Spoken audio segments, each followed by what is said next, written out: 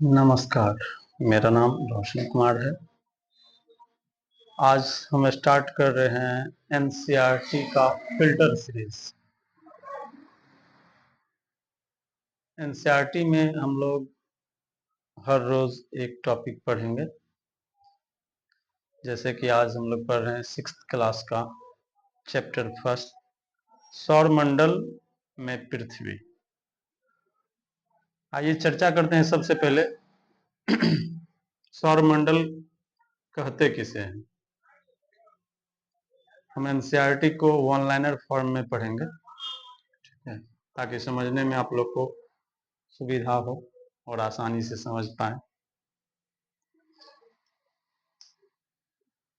सूर्यास्त के बाद आकाश को देखना कितना अच्छा लगता है।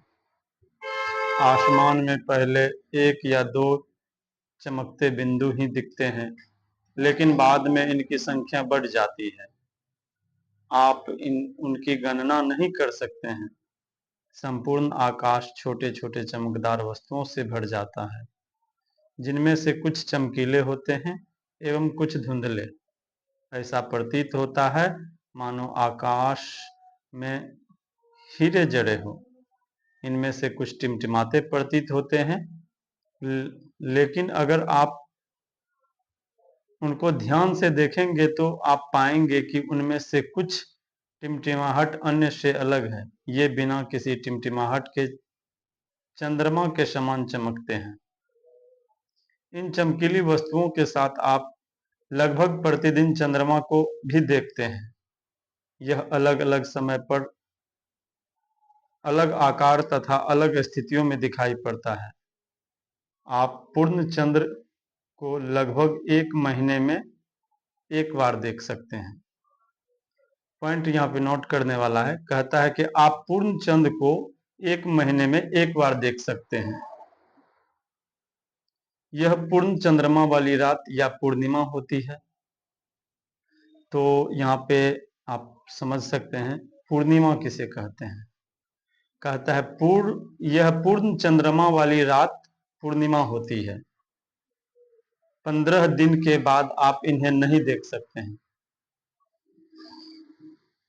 ये नए चंद्रमा रात्रि या अमावस्या होती है। 15 दिन में एक बार आप जो है पूर्णिमा देख सकते हैं, और 15 दिन के बाद जो है आप उसे नहीं देख सकते हैं। और जिस दिन आप पूर्ण चंद्रमा को नहीं देखते हैं, उस दिन आप अमावस्या होता है।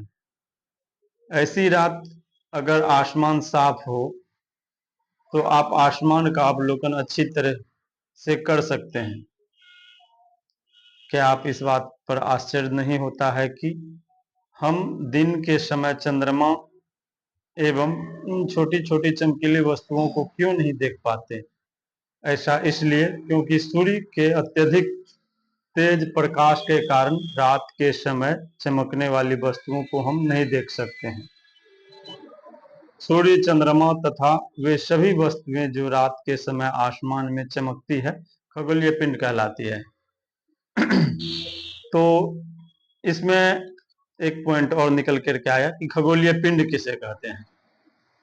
सूर्य, चंद्रमा तथा वे सभी वस्तुएं जो रात के समय में आसमान में चमकती हैं, खगोलीय पिंड कहलाती हैं।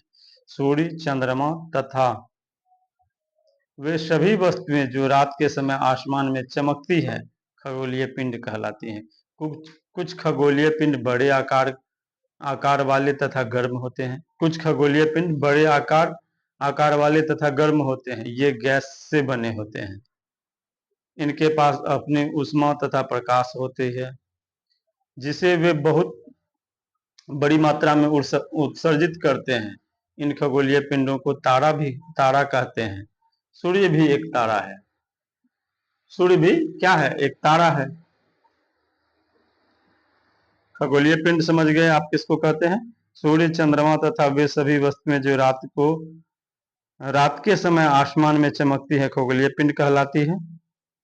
कुछ खगोलीय पिंड बड़े आकार वाले तथा गर्म होते हैं। ये गैसों से बने होते हैं। कहता है कुछ खगोलीय पिंड बड़े आकार के होते हैं और ये गर्म भी होते हैं, और ये गैसों से बने होते हैं। इनके पास अपनी ऊष्मा तथा प्रकाश होती है, जिसे वे बहुत बड़ी मात्रा में उत्सर्जित करते हैं। इन खगोलीय पिंडों को तारा कहते हैं। सूर्य भी एक तारा है। सूर्य भी क्या है? एक तारा है। उसके बाद कहता है रात के समय चमकते हुए अनगिनत तारे सूर्य के समान समान ही हैं, लेकिन हमसे बहुत अत्यधिक दूर होने के कारण हम लोग उनकी ऊष्मा या प्रकाश को महसूस नहीं कर सकते हैं तथा वे अत्यंत छोटे दिखाई पड़ता है। आपने अवश्य ध्यान दिया होगा कि कुछ दूरी से देखने पर सभी वस्तुएं छोटी दिखाई पड़ती है। अत्यधिक ऊंचाई पर उड़ रहे हवाई जहाज कितना छोटा दिखाई देता है। रात्रि में आसमान की ओर देखते समय आप तारों के विभिन्न समूहों द्वारा बनाई गई विविध आकृतियों को देख सकते हैं। ये नक्षत्र मंडल कहलाते हैं। अच्छा, तो अब हम नक्षत्र मंडल किसको कहते हैं? एक पॉइंट निकल करके आया। कहता है कि रात्रि में आसमान की ओर देखते समय आप तारों के विभिन्न समूहों द्वारा बनाई गई विविध आकृतियों को देख सकते हैं। ये नक्षत्र मंडल कहलाते हैं। अर्सा मेजर और बिग बियर इसी प्रकार का एक नक्षत्र मंडल है। अर्सा मेजर और बिग बियर क्या है? एक तरह का नक्षत्र मंडल है। अर्सा मेजर और बिग बियर इसी प्रकार का एक नक्षत्र मंडल है। बहुत आसानी से पहचान में आने वाली नक्षत्र मंडल सप्तऋषि है। और जो बहुत आसानी से पहचान में आ सकता है नक्षत्र मंडल, वो उसका क्या नाम है? सप्तऋषि है। यह 7 तारों का समूह है जो कि नक्षत्र मंडल अर्सा मेजर का ही भाग है। और सप्तऋषि जो है अर्सा मेजर का ही एक भाग है।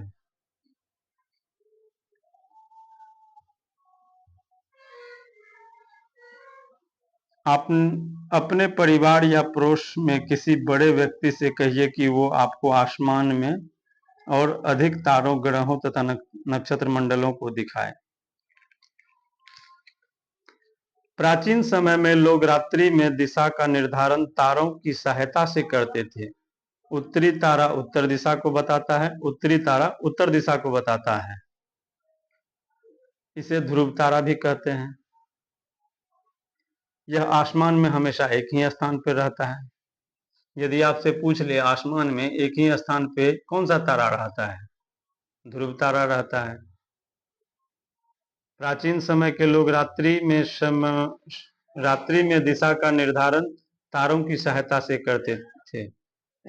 उत्तरी तारा उत्तर दिशा को बताता है। इसे ध्रुव तारा भी कहा जाता है। यह आसमान में हमेशा एक ही स्थान पर रहता है। हम सप्तऋषि के सहायता से ध्रुव तारे की स्थिति को जान सकते हैं। यदि हमको ध्रुव तारा का पता लगाना हो तो हम कैसे जान सकते हैं? किसकी मदद से? तो सप्तऋषि की मदद से। और सप्तऋषि किसका भाग है? अर्सा मेजर का भाग है। तो यहाँ आपको क्लियर हो गया। अर्सा मेजर का भाग कौन है? सप्तऋषि है।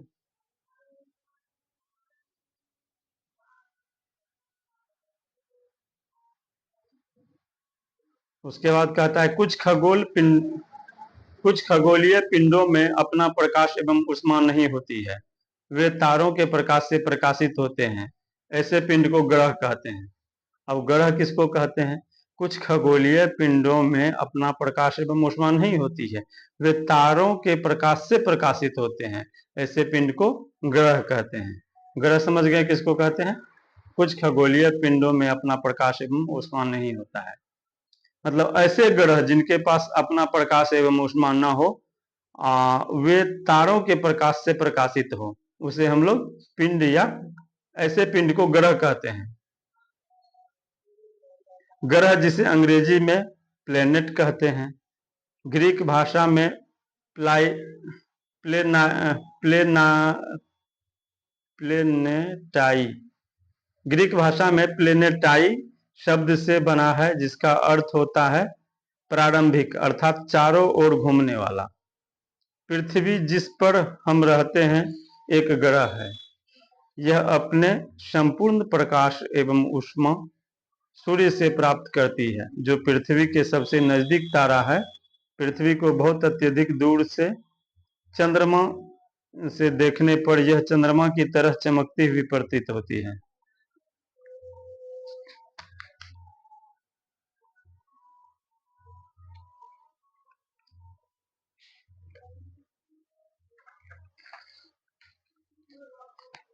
आसमान में दिखने वाले चंद्रमा एक उपग्रह है। आसमान में दिखने वाला चंद्रमा क्या है? एक उपग्रह है।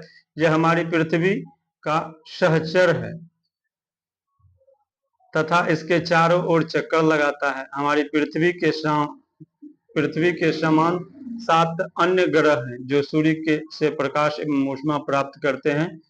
उनमें से कुछ के पास अपने चंद्रमा भी है। तो आज के लिए इतना ही, बाकी नेक्स्ट क्लास में हम लोग इनसे आगे कंटिन्यू करेंगे। धन्यवाद।